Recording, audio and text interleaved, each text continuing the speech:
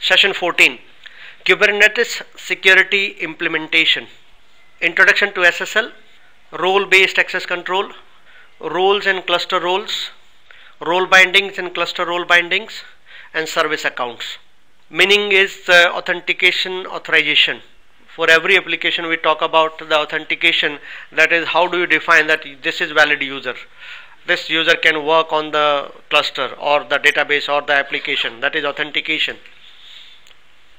Authorization is what this user can perform, what action this user can do on the system. Roles and cluster roles. Roles refer to the application roles inside the cluster. Cluster role means above the cluster. Cluster node management, cluster management. Outside the cluster scope means controlling the cluster itself. These are two different terms, cluster roles and cluster roles. Role bindings and cluster role binding and service accounts. What is an ingress? The way we use security list in OCI, where a service is decided by incoming, whether incoming traffic is allowed, outgoing traffic is allowed or not. This is controlled by this security list. Every security list actually is controlling one subnet. I'm talking about the OCI part. Ingress means the incoming traffic on what rules, on what grounds, under what condition is allowed to the system, and outgoing traffic under what conditions or what are the rules that allow what traffic is allowed. That is egress. So ingress means incoming, egress means outgoing. That is the concept of ingress and ingress. Okay. There is one more concept here, that is stateful or stateless. We are not getting into the detail of this stateless ingress or stateful ingress that you will see on that page. But conceptually it is same. Ingress is an object in Kubernetes also. Ingress is an object that allow access to your Kubernetes services from outside the Kubernetes cluster. You configure access by creating a collection of rules that define which inbound connections will reach which service. So you define. This also signifies the same thing. You define means you define rules. Which inbound connection will reach which service. Now that means ingress is sitting somewhere in between incoming traffic and the service. This lets you consolidate your routing rules. Again, same. I told you it is all related to security list and incoming rules. So here also it is specified. It is routing rules into single resource. For example, you might want to send request to example.com/API/v1 to an API-v1 service and a request to an example.com/API/v2 to an API v2 service. With an ingress, you can easily set up this without creating a bunch of load balancers or exposing each service on a node. That gives you more controlled traffic management to specific service. Let's understand the comparative study of the three: ingress, load balancer, node port. Though we studied the load balancer, node port, but yes, let's have a comparative analysis now. These all options do the same thing. They let you expose a service to external network request. They let you send a request from outside the Kubernetes cluster to a service inside the cluster. So node port, incoming request, node port take care of that. The cluster, inside the cluster, it goes to the service and address, send it to the directly corresponding to the corresponding port. Node port is a configuration setting you declare in your service YAML file. Set the service specification type to node port. Then Kubernetes will allocate a specific port on each node to that service, and any request to your cluster on that port get forwarded to the service. Load balancer, it is outside.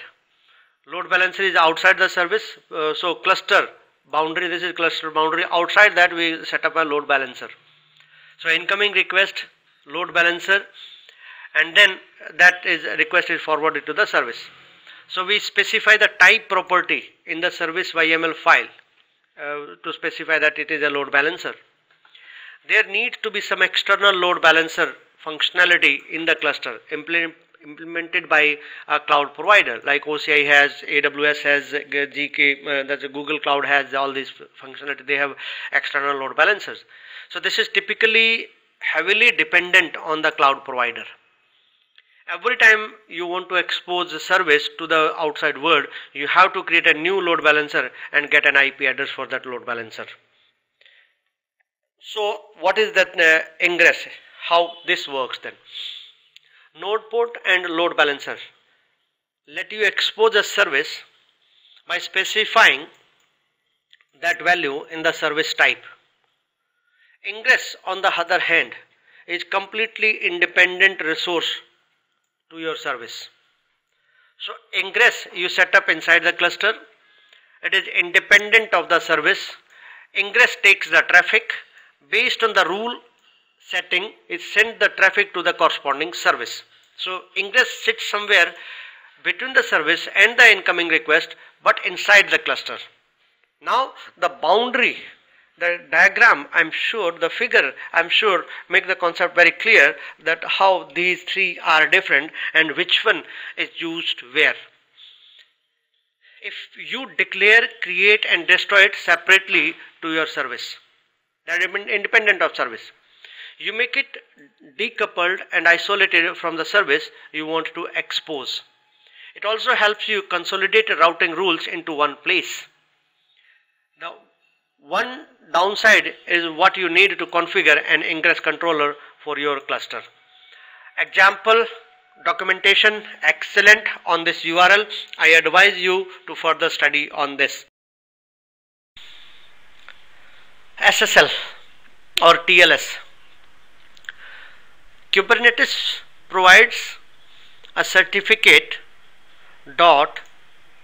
.k8s.io API, which lets you provision TLS certificates signed by a certificate authority CA that you control. This cannot be done practically, reason being we need a trusted certificate which are paid certificate. But self-signed certificate example is given in the presentation, we will discuss that, but which does not make sense. There are problems of the self-signed certificate because you still get the warning. Google will not open that page because it is not trustworthy. I mean, if you say, if you give a degree to yourself that I am doctorate, that will not make sense. These CA and certificate can be used by your workload to establish trust. Trusting TLS in a cluster. Trusting the custom CA from an application running as pod usually requires some extra application configuration. You will need to add the CA certificate bundle to the list of CA certificates that the TLS client or the server trusts. For example, you would do this with a Golang TLS configuration by parsing certificate chain and adding the parse certificates to the root CAs filled in the configuration structure. You can distribute the CA certificate as a config map that your pods have access to use. You can secure an application running on Kubernetes by creating a secret that contains the TLS, that is transport layer security TLS, private key and the certificate. Currently, Ingress supports a single TLS port number 443 and assumes TLS termination. The TLS secret must contain the keys named TLS.cert and TLS.keys that contain the certificate and the private key to use for the TLS. How do you create it? This is self-signed. Create TLS secret using kubectl you can create it, like kubectl create secret TLS, my TLS secret, key, my private key file name, certificate, my secret certificate file name. Using YML also can be done. TLS.certificate, TLS.key, you specify the certificate and the key both here. Kind is secret and you specify rest of the metadata. Ingress with TLS.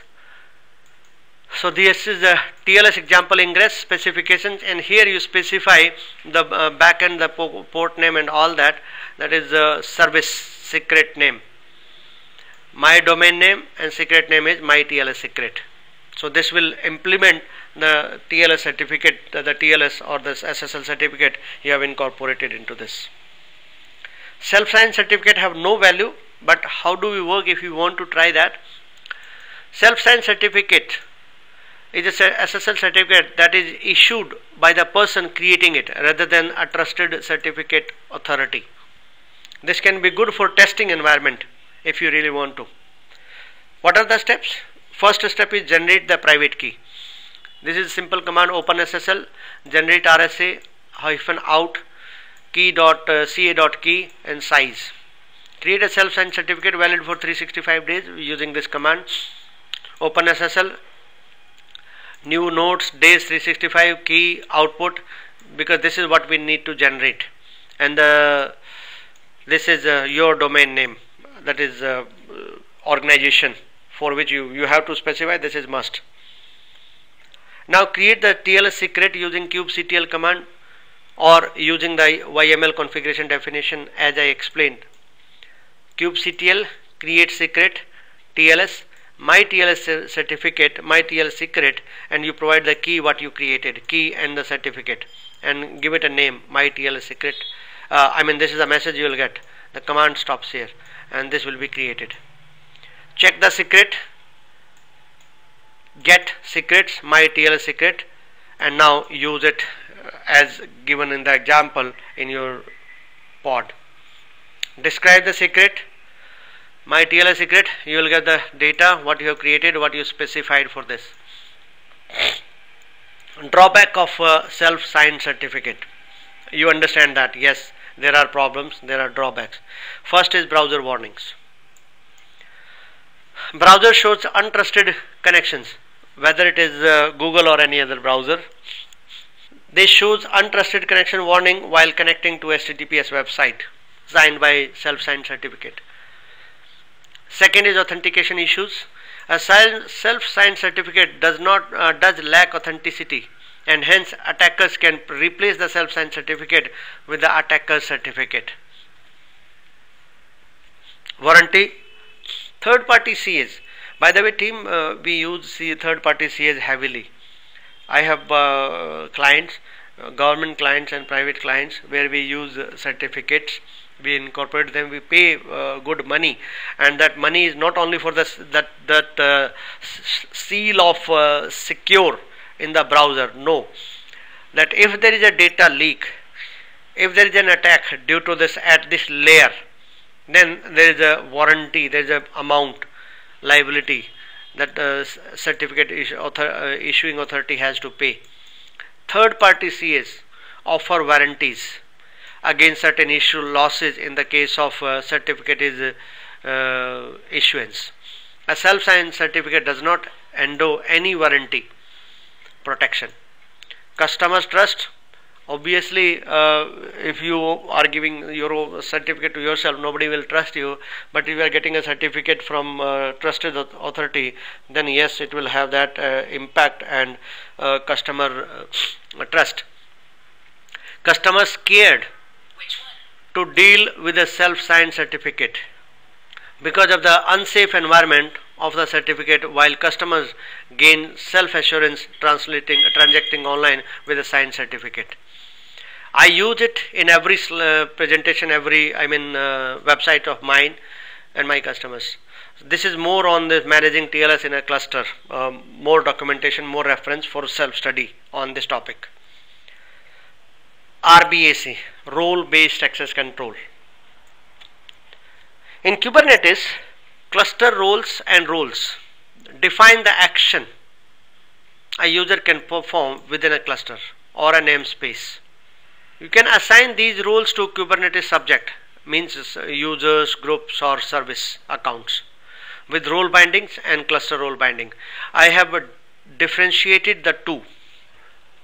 Role binding is within the cluster for applications, for objects inside the cluster. Cluster role binding is to control the entire cluster, like adding nodes to the cluster. managing the nodes. Kubernetes allows you to configure custom roles or use default user facing roles including cluster admin. This is a super user. This can perform any action on any resource in a cluster. You can use this in a cluster role binding to grant full control over any resource or every resource in the cluster, means all namespaces, or in a role binding to grant full control over every resource in the respective namespace, as I said, specific to. If you are using role binding, cluster role binding and role binding, that is the difference. Admin. This role permits unlimited read-write access to resources within a namespace. This role can create roles and role binding within a particular namespace only. It does not permit write access to the namespace itself. Edit. This role grants read and write access within a given Kubernetes namespace. It cannot view or modify roles or role bindings.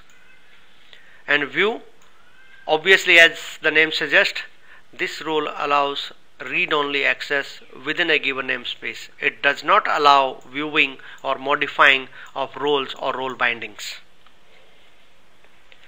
Let's implement this in K8.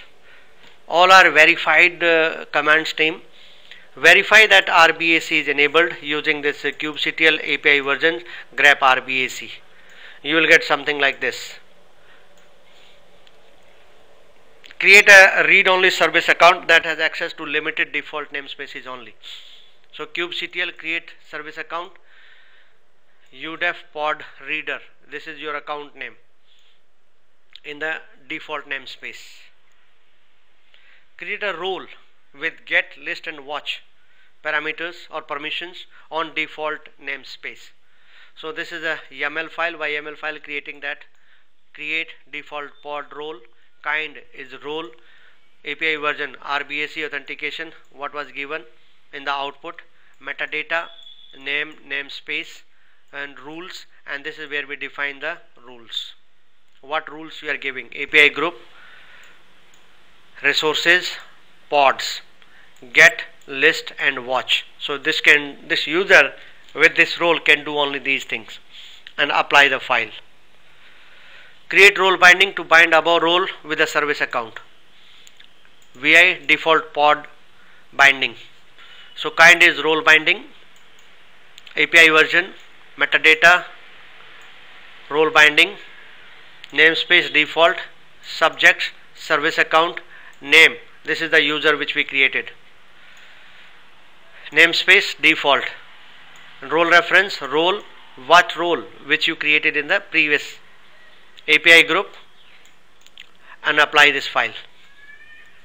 This is there in the lab assignment. There is a small lab on all these commands with screenshots. So you just have to verify the working of these things because I verified this. Get the token for the service account from the secret. So this is how we get the token. This is a long command, actually spread across 3 lines. By the way, you can if you know awk, if you know grep, you will this is easy to understand because it starts with here token kubectl describe secrets. Now this is output here, describe secret. Now we are passing another command to it, kubectl describe service account name default grep -i tokens awk print field number 2 in the namespace default. This is actually a quite complex command, but we build this command. We don't write this command. I'll not say we write this command. We'll go step by step. We build these kind of commands to grab only the token part of it. Get the token for the service account from the secret. Set the token in the configuration credentials. I'm using the test user as the username.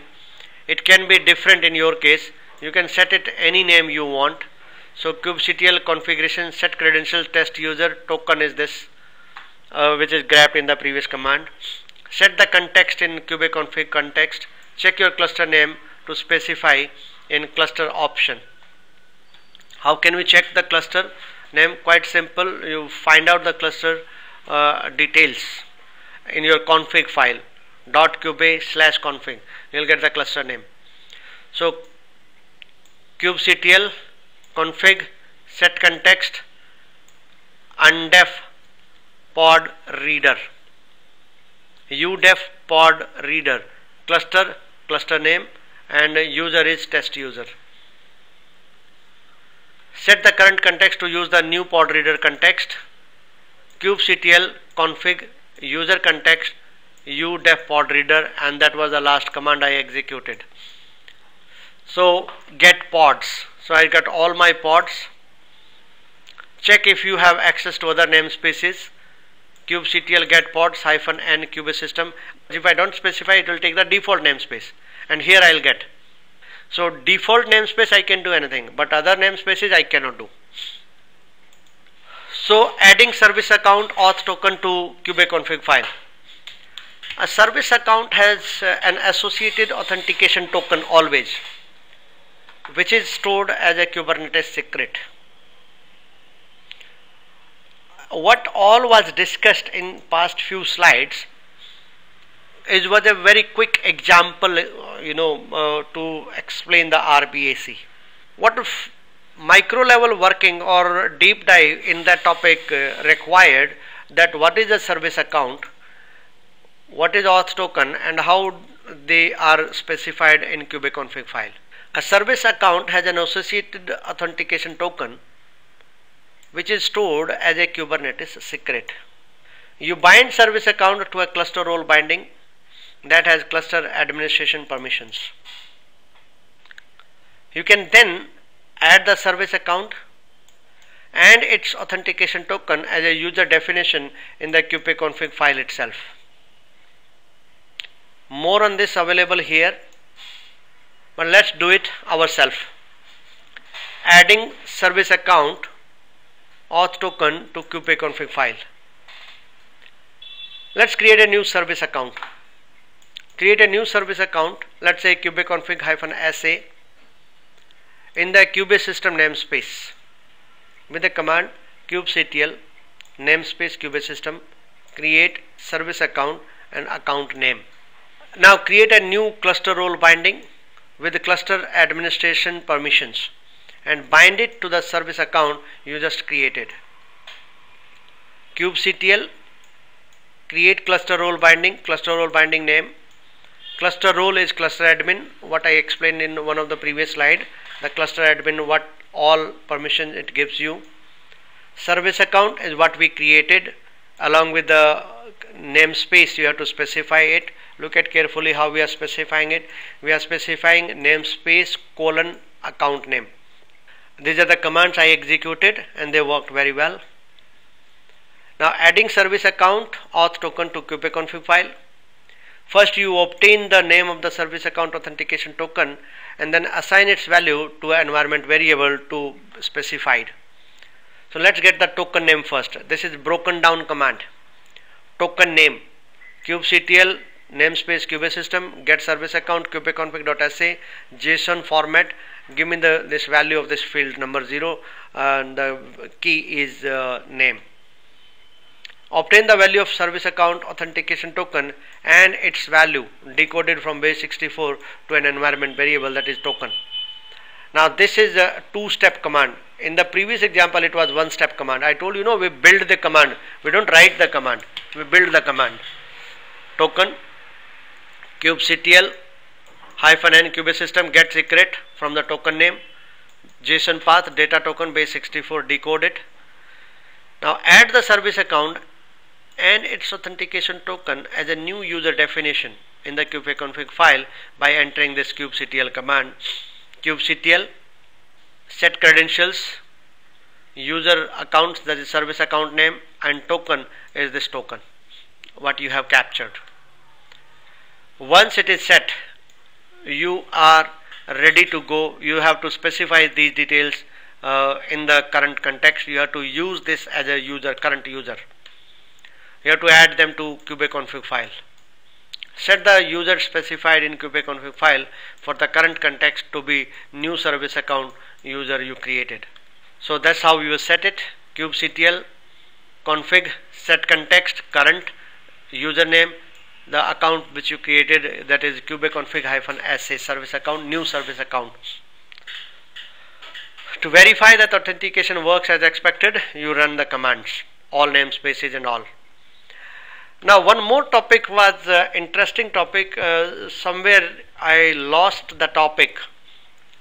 The whole training objective is focusing OCI in mind. Though agenda never mentioned the OCI, I thought that yes, the entire training should aim at context should be the Oracle Cloud Infrastructure, because I have been delivering this.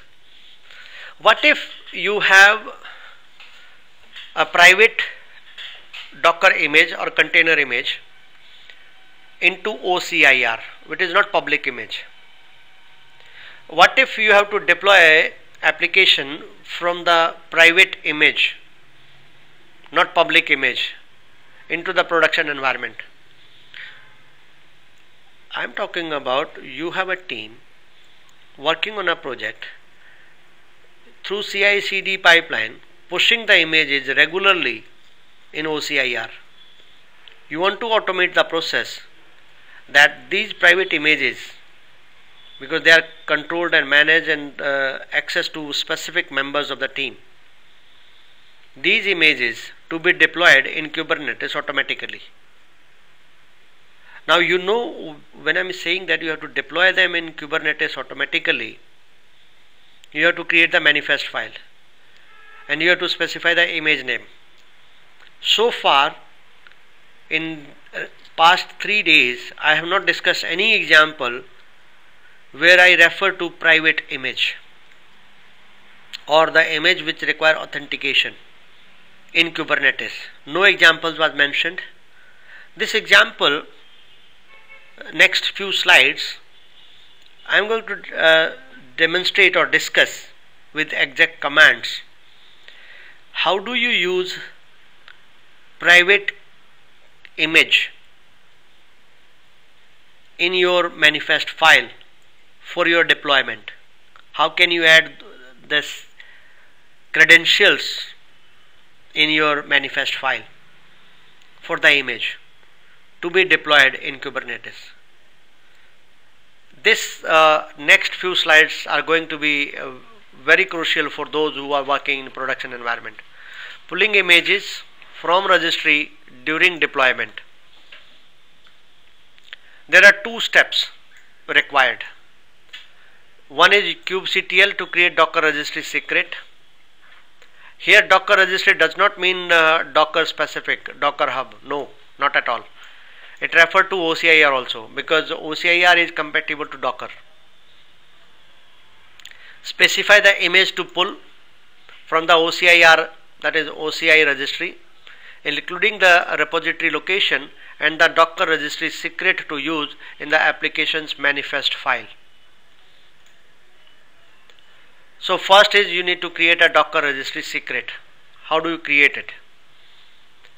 kubectl create secret Docker registry, you give it a name, provide these details -- Docker server. Now this is your OCIR URL.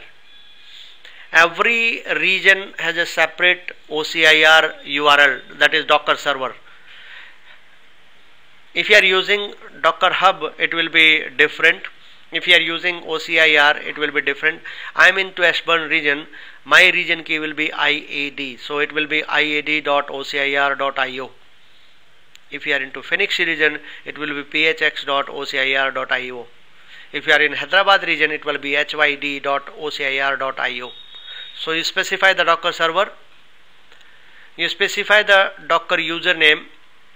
Remember, it is a very complex and long name because that includes tenancy namespace also. We also call it as object storage namespace, which is available in your OCI page under tenancy. If you go to the OCI page, select that namespace, object storage namespace is referred, and that's what you are referring here, followed by your username, complete username.